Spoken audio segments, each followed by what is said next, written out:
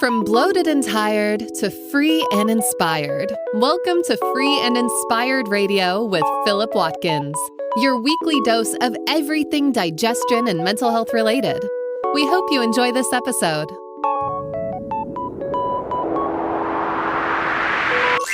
Here is your host, Philip Watkins. Yes. Hi there. Welcome to another episode of Free and Inspired Radio. I'm your host and naturopathic practitioner, Philip Watkins, and I'm grateful to have you with us today. If you're new to the show, well, the title says it all. It's all about feeling free and inspired and exploring the many different avenues you can take to get there. Whether it's deep dives on digestion and mental health solutions, or guests who offer their own stories and answers, I hope I can be the type of guide you can rely on to unlock the agency you have to reach your own mental and physical competency. Let's get started with what's coming up on today's episode. Coming up on this week's show. Welcome to episode 16 of Free and Inspired Radio. How you doing on this fine day? Evening, night, wherever you find yourself listening to this. In this episode, we're asking, do I need to give my liver some love? Now, we're going to take a little journey into why your liver needs all the love you have by looking into some of the functions of the liver. Now, generally on Free and Inspired Radio, we're looking into brain and gut options, but I think the liver almost stands alone in how it works with the body because it's so unique. So I thought, why not give a full episode after one of my patients literally said, I think I need to give my liver some love. So look, weighing around 1.5 kilograms and comprising an average around about 2% of an adult's body weight, it's fair to say that I think that the liver's role is potentially as undervalued as it is misunderstood. It might seem strange to hear this, but I think the liver is misunderstood depending on how many coffees I have. My patients will note my mini rants around this and the notion of how often detox seems to be a little close to original sin and how obviously connected to the liver that may be. And if you stay tuned long enough to this episode, you might even get a taste of one of these mini rants. But look, this is how I feel like it goes, right? Everyone's toxic. Your liver is congested and you must detox for life. It sounds to me like I hear that quite a lot, and I think it's kind of radiating through patients' narratives as well. Don't get me wrong, the liver deconstructs toxins both environmental and endogenous or from within the body. This episode, I really want to reframe what many people call detoxification into the reality of the liver's role, which is metabolism.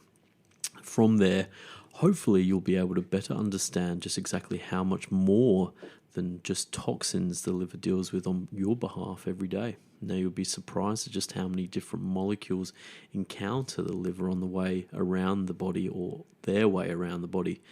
That's just the tip of the iceberg, and we're going to look at that in this episode. The liver actually deals with digestive and immune function, vitamin storage, and as well as the detoxification that it's well known for. And in contrast to the other organs of the body, the liver is involved in nearly every body system. And this is the interesting thing where I've mentioned to people in the past that the liver is an accessory organ to the digestion. And it makes a lot of sense in things like IBS and things like bloating symptoms, but the liver is probably an accessory organ to the endocrine system, to the immune system, and all the workings of the body as well. So that's why, once again, I wanted to do this as more of a standalone episode. Now, for example, let's use an example of how it is involved. So the liver stores your fat-soluble vitamins A, D, E, and K. It creates important immune cells like Kupffer cells for the immune system. It breaks down red blood cells, obviously an important way for your body to get oxygen, and has a critical role in the breakdown of all of your sex hormones, so estrogen, progesterone, and testosterone as some of the ones you already may know about. Let's look a little closer at some of these functions to understand the liver's role a little better. Now, when looking at the central metabolic organ, it's a pretty good start to revisit what metabolism actually means. Now, metabolism is the sum of biochemical processes that either produce or consume energy. So I'll repeat that again. metabolism is the sum of biochemical processes that either produce or consume energy. It's really important for this show. Metabolism can be broken down into 3 different pathways, and to simplify this further, pathway 1 builds simple molecules into more complex ones. That's a process known as anabolism, or commonly associated with the term anabolic, and I'll let you make the association there. Pathway 2 deconstructs molecules to release energy, and this is referred to as catabolism or catabolic. Finally, pathway 3 is the one you're probably familiar with, which is the assisting the body to eliminate toxic waste produced by the pathways as mentioned earlier. So the detox is actually there to clean up the byproducts that are created through anabolic or catabolic processes. So it's not understated when I say that these processes are exactly why you can sit, stand, or lie down listening to this show. They are the essence of how your body works, and your liver is at the center of many of them. Now, the liver manages the metabolism of proteins, carbohydrates, and fats, making it essential to regulate the energy released to your cells. So diving deeper into metabolism, your macronutrients, so your protein, carbs, and fat, are very, very much managed by the liver. So let's look at fat first. So when it comes to fat, the liver produces a vital substance for the digestion of fats called bile. While bile plays a critical role in excreting material not eliminated by the kidneys, bile salts and bile acids, or components of this bile, are secreted into the small intestine to help absorb and digest dietary fats. One of the functions bile facilitates that you might be familiar with is catalyzing the liver to create energy from dietary fats in the form of ketones, the form of energy the body uses in fasted or ketogenic states where consumption of carbohydrates is at its lowest. Now, this ability to handle fats makes the liver such an essential organ for absorbing all of your fat-soluble vitamins that we mentioned earlier, vitamins A, D, E, and vitamin K, which are hugely important. And often I supplement these when people don't have gallbladder issues and their whole health flips within weeks. It's really crazy. Anyway, sorry, I get distracted. It's fair to say that most people think of protein and carbohydrates when you're thinking about metabolism. So you're thinking about metabolism maybe more in a kind of weight management or body composition point of view. But did you know that the building and breaking down of protein is vital for all cellular and organ level functions? More importantly, did you know that the liver deals with up to 90% of circulating protein volume in the body? So let's explore that. What does circulating protein volume even mean? Well, in order to explain that, let's look at one of the most abundant proteins the liver is in charge of, albumin. So in your blood-based pathology reports, you may recognize albumin from the liver function test or the liver function portion of your pathology report. This protein is vital for keeping your blood volume at the right level, along with the transport of fats and hormones, and can actually be a sign that you're a little dehydrated. Interestingly, low levels of albumin can also be a sign of malabsorption issues when it comes to your nutrition. Now, let's get this clear. Without the liver, your body would have trouble creating the buses that your fats and hormones board to travel around the body. Let me repeat. Without the liver, your body cannot transport fats and hormones around the body. One of the other vital roles that the liver plays with protein is something called gluconeogenesis, a process that can often interfere with a lot of the low carbohydrate, high protein diets that internet connoisseurs have been engaging in over the last decade. And I'll quickly explain. Gluconeogenesis is when the liver turns non-carbohydrate molecules, such as lactate or amino acids, from protein into glucose. The process of gluconeogenesis exists to protect the body from a situation of extreme starvation where glucose isn't readily available, hence a low-carb diet, for example. Or, prehistorically, it would have been starving and winter. But can you now work out why having high protein at the same time as low carbohydrates may be an issue? Once the body senses that the glucose levels is diminished, it will actually use the extra protein to create glucose or glycogen instead, which kind of balances out or cancels out the effect of the low protein, the low carbohydrates, and actually then doesn't potentially trigger the body to make ketones out of fat instead, making your efforts somewhat benign. And look, there'll be a lot of people that may disagree with me on that. I'm happy to have my opinion changed, and if you're one of those people, leave a comment, let's talk.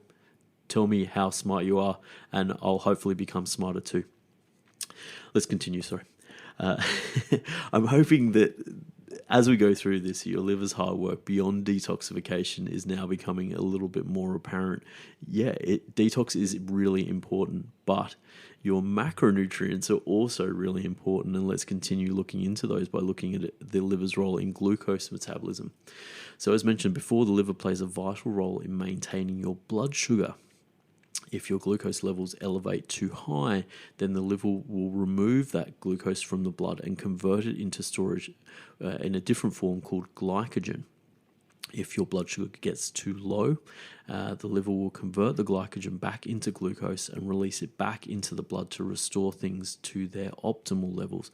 So something that's really important, I did a whole episode on how glucose can affect your sleep, and your liver is the central organ to manage that glucose. So some really important stuff. This crucial role in macronutrient management makes the liver now a critical site for a focus for all metabolic illnesses, such as diabetes type 2, metabolic syndrome, and of course non-alcoholic fatty liver disease, which is very silent. I see it so often in the clinic. Non-alcoholic fatty liver disease affects an estimated 25% of the global population, and that number is definitely rising. Whilst its development is largely down to dietary choices, non-alcoholic fatty liver disease is connected with environmental toxin exposure to pesticides, would you believe, that's used to spray our food. So maybe that broadens the organic food argument. This connection is because the liver is exposed to nearly every toxin that enters your body via its intrinsic relation to the blood flow around your body. And this exposure, of course, means that the liver is often responsible for dealing with these toxins and sending them out of the body as the liver removes all these toxins out of the blood when they meet. Now, we can finally talk about detox in the liver, which I didn't want to discount. But look, before we do, let's take a break on Free and Inspired Radio. And we'll be back with more about the lovely liver.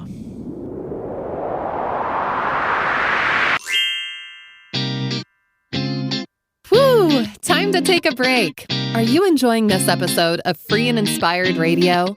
There's no better time to take back your personal health sovereignty. If you want to connect with more free and inspired episodes, simply subscribe to your favorite podcast platform or visit the website at www.philipwatkins.health for more information.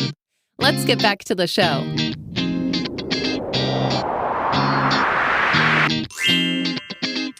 Yes.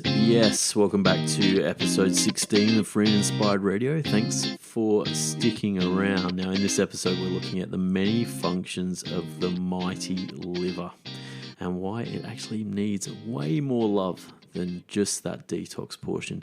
In part 1, we covered the protein, carbs, and fat functions that are often overlooked when it comes to the liver. And in part 2, we're going to get into detox now, but hopefully expand your awareness on what detox actually means, and maybe, if I'm lucky, turn your understanding of detox more around to metabolism.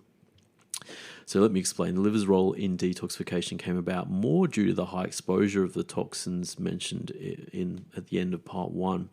And the liver has 2 phases when it comes to this defense. So phase 1 liver detoxification comprises of enzymes that break down pharmaceutical drugs, steroid hormones, and carcinogenic substances, amongst others. And the enzyme systems in phase 1 also play a role in preparing the toxin molecule for further treatment in phase 2, where it gets changed further, ready to be eliminated by the kidneys or the bowel. Now, there are 6 different phase 2 channels that don't just deal with toxins from our environment, but hormones, neurotransmitters, and everything in between. Things like melatonin, which is obviously a hormone, but also caffeine, and things like thyroxine as a pharmaceutical drug, but also toxins from bacteria and mold that come from your environment. So for this reason, I wanted this episode to focus away from the role that liver plays in detoxification per se, not to undervalue this critical role, but also because it's a component of a more significant metabolic role that the liver plays in our bodies. So for example, let's look at the methylation channel of the liver, one of the 6. This channel is particularly famous via functional medicine's focus on the MTHFR gene mutation. And I giggle because I'm starting to make friends with MTHFR after a long time. And it doesn't just deal with classic toxins such as heavy metals and such as mercury and lead. And I think the methylation pathway is actually a really good example of why going beyond your understanding of the liver in relation to detox is super important. Why? Because methylation also deals with dopamine, norepinephrine, so think of your brain's version of adrenaline, as well as histamine and estrogen on top of things like the mercury and lead. So that's a pretty broad selection of metabolites and toxins and things like that one of these channels deals with. Just looking at one channel of detoxification like this shows that the majority of the molecules going through this channel aren't toxins at all. They are instead molecules that have played their role in the body and simply need to be turned over so that the body can create new versions of them in their place. Now let's revisit that definition of metabolism as the total of building things up, breaking things down, and eliminating them out of the body. Based on this, it sounds more appropriate now to label the function of the liver as metabolically driven as opposed to anything else. So here I am ranting again. Let's keep our focus on detox though, as I don't want to confuse the issue too much, but I think you're getting where I'm going with this. So over the past 5 years, the third phase in this pathway, or the liver's pathway, has been revealed. And this third pathway actually is very, very important in clinical practice. Now, the journey that the toxins or molecules take to their primary organs of elimination, like the kidneys or bowel, is considered phase 3 detox. Now, in order to explain an excellent example of this third phase is when we look at estrogen metabolism. Now, there are times where the initial 2 phases within the liver do an adequate job and wrap up estrogen into the state it needs to be to leave the body through the bowel. Sometimes, though, an enzyme in the bowel called beta-glucuronidase can stop the estrogen from leaving the body by unwrapping the parcel in the bowel and recirculating the estrogen back into the body. The analogy I use to explain this to patients is to imagine for just one moment that your name was estrogen and you're due to catch a flight out of the body. You've been through customs, you got your passport stamped, or through the liver, you're all prepared to fly, and you're finally sitting in your seat reading the in-flight magazine ready to take off. And it's at this precise point that beta-glucuronidase gets on the plane, walks straight up to your seat and says, "Ma'am, I'm going to have to escort you off the flight," and in the case of estrogen, then recirculate you back into the body. Now, when these phases of liver metabolism become less effective over time, we can see problems begin.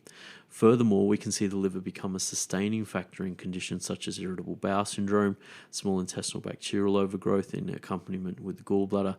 Therefore, treating the function of the liver can be hugely beneficial in relation to metabolic issues and even cardiovascular issues as well. One of the first things that most new students coming out of school do in their shiny new natural medicine practice is to put the finishing touches to their liver cleansing program. Would you believe mine is now in its 6th incarnation after years of refining it? These programs have come under large amounts of criticism due to their extreme methods. And look, even I think some of these liver detoxes I've seen over the years are very, very extreme. Still, one of the benefits of undertaking a process to improve the functionality of these pathways that we've mentioned over the course of this episode is the reversal of some of the most widespread chronic illnesses that we see in the modern health landscape. We've already touched on diabetes and non-alcoholic fatty liver, but indirectly, menstrual irregularities, drug-induced toxicities such as long-term non-steroidal anti-inflammatory use, and irritable bowel syndrome are all influenced by the amazing liver.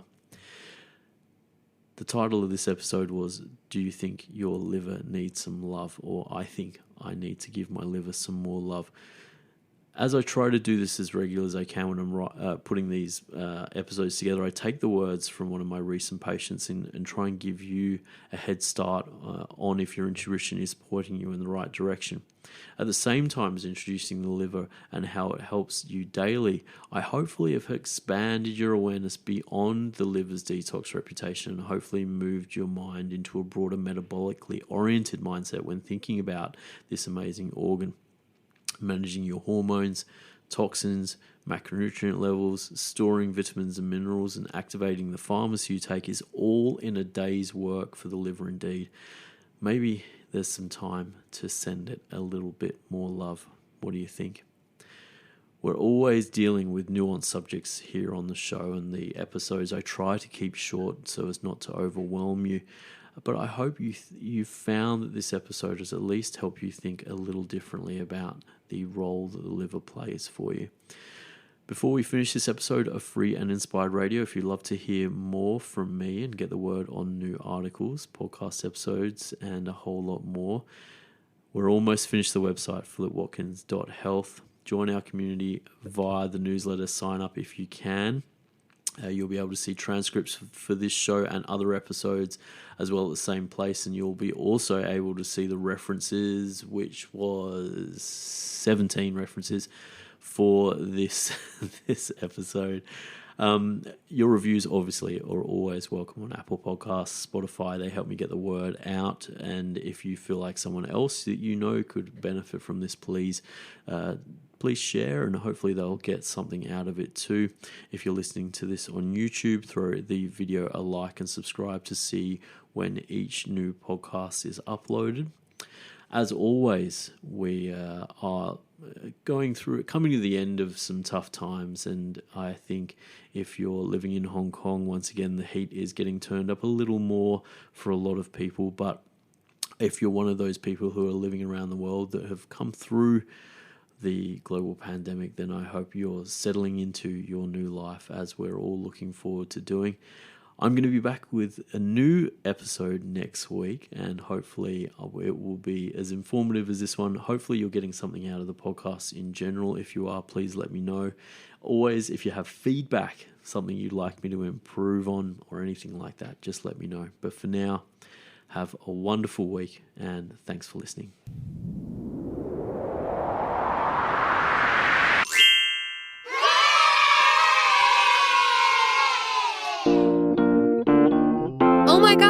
You made it to the end. This show is all about you, and we hope you finished this episode feeling one step closer to feeling free and inspired. We'll be back next week, but if you want to know more about Philip, please catch a digital flight to www.philipwatkins.health for further details about how we might be able to help. In the meantime, have a great morning, afternoon, or evening, and we'll see you for another episode next week.